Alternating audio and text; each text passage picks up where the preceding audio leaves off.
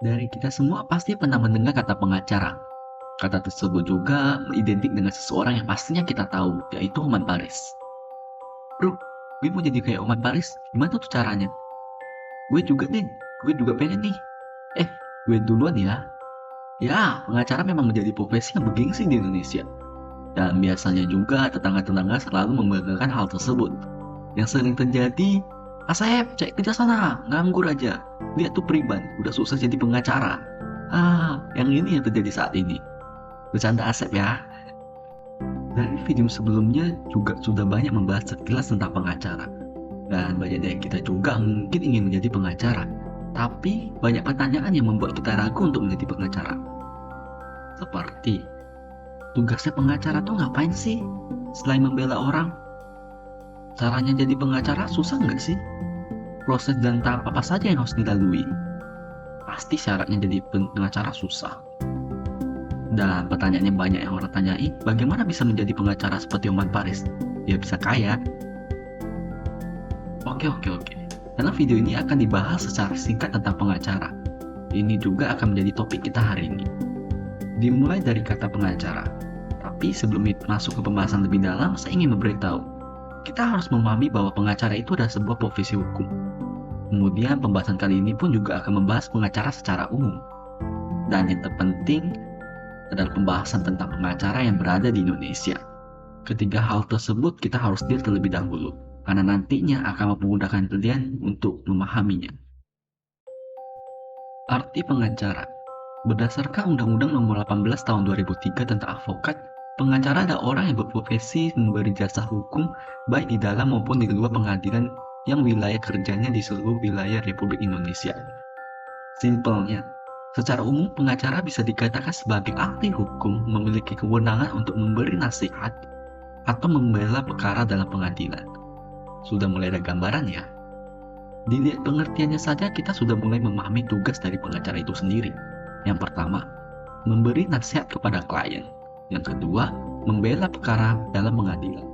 Kedua hal tersebut memang secara umum seringkali seorang pengacara pasti melakukan tugas tersebut. Tetapi tahukah kalian bahwa sebenarnya bukan itu saja tugas dari pengacara?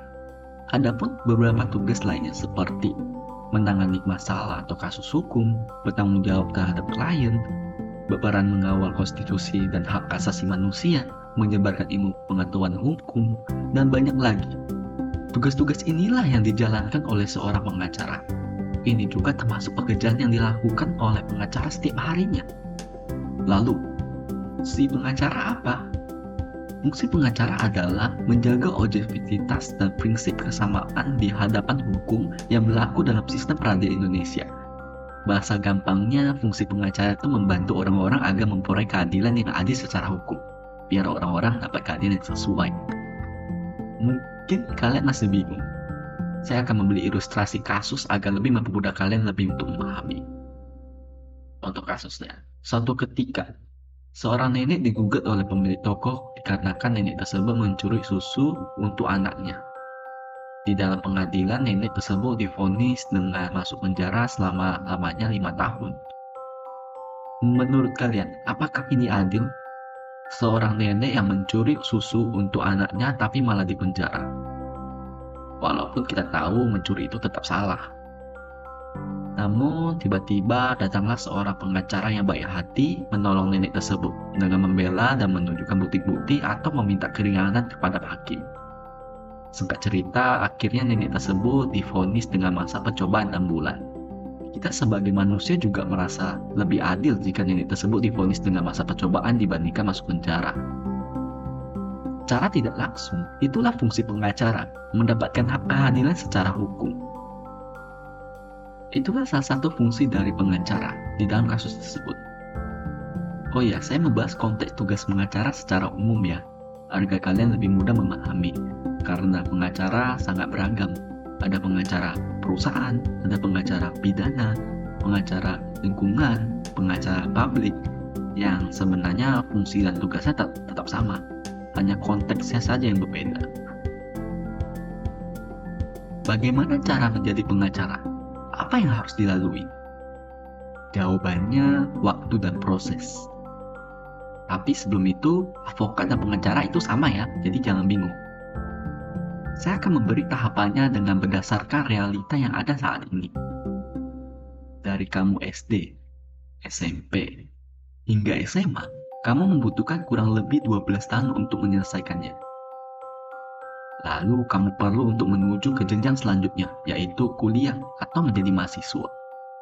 Jika kamu ingin menjadi seorang pengacara, maka fakultas atau prodi yang kamu pilih adalah hukum. Singkat cerita, kamu sudah lulus kuliah dengan waktu 4 tahun. Kamu mendapatkan gelar 1 S1 hukum, maka proses selanjutnya adalah kamu perlu mengambil pendidikan khusus profesi advokat atau singkatnya PKPA. Apa itu PKPA? PKPA adalah pendidikan yang dikhususkan untuk seseorang yang ingin memulai karirnya sebagai advokat atau pengacara biasanya dikenal. Jadi simpelnya, setelah kamu lulus kuliah, kamu harus kembali belajar ke dalam pendidikan khusus untuk menjadi advokat. Setelahnya, kamu dinyatakan lulus dari pendidikan khusus tersebut dan mendapatkan sertifikat resmi dari Peradi. Sertifikat ini nantinya dapat kalian gunakan untuk mendaftar ujian profesi advokat. Dan singkat cerita lagi, kalian lulus dengan ujian tersebut. Baru setelahnya kamu perlu magang selama 2 tahun di firma hukum. Dan selanjutnya kalian dapat ke tahap pengambilan sumpah advokat yang disertakan surat keterangan magang tersebut. Maka disitulah kamu sudah menjadi pengacara. Terlihat mudah dan cepat ya. Tapi pada kenyataannya waktu dan proses yang menjadikanmu seorang pengacara ditambahkan dengan kegigihan. Lalu, bagaimana bisa menjadi pengacara sukses seperti Oman Paris? Jawabannya tetap sama, waktu dan proses. Dari waktu dan proses yang kamu lalui setiap harinya akan menghasilkan pengalaman. Dari pengalaman itu juga kamu akan terus berkembang dan menjadi sukses. Mungkin tidak afdol jika saya tidak memberikan jenjang karirnya. Setelah proses yang panjang kamu lalui, kamu berhasil menjadi seorang pengacara. Dan inilah adalah jenjang karirnya. Wow, sangat banyak ya jenjang karirnya. Semakin ke atas, makin tinggi pula jabatan sebagai pengacara. Dan semakin tinggi juga gajinya. Ya, pada intinya tetap sama. Waktu dan proses yang bisa menjadikanmu sukses dari pengacara. Dan pengalamanmu yang kamu lalui akan membuat orang membayar mahal atas jasamu. Jika Hotman Paris bisa memiliki firma hukum atau kantor hukumnya sendiri, kamu juga harus bisa dong. Teruslah belajar dan selalu berdoa. Oh ya, saya hampir lupa dengan syaratnya. Berikut ini syaratnya menjadi pengacara. Wow, sangat banyak ya. Yang pertama adalah warga negara Indonesia. Tentunya jika kita ingin menjadi pengacara di Indonesia, ya kita harus warga negara Indonesia. Bertempat tinggal di Indonesia, tidak berstatus sebagai pegawai negeri atau pejabat negara, berusia sekurang-kurangnya 25 tahun, jadi ada batas usianya ya. Berijazah sarjana yang berlatar belakang pendidikan tinggi hukum yang kamu dapatkan dari hasil kuliahmu, kemudian mengikuti pendidikan khusus profesi advokat yang dilaksanakan oleh organisasi advokat, ini yang dinamakan PKPA, yang dimana kamu harus melewatinya.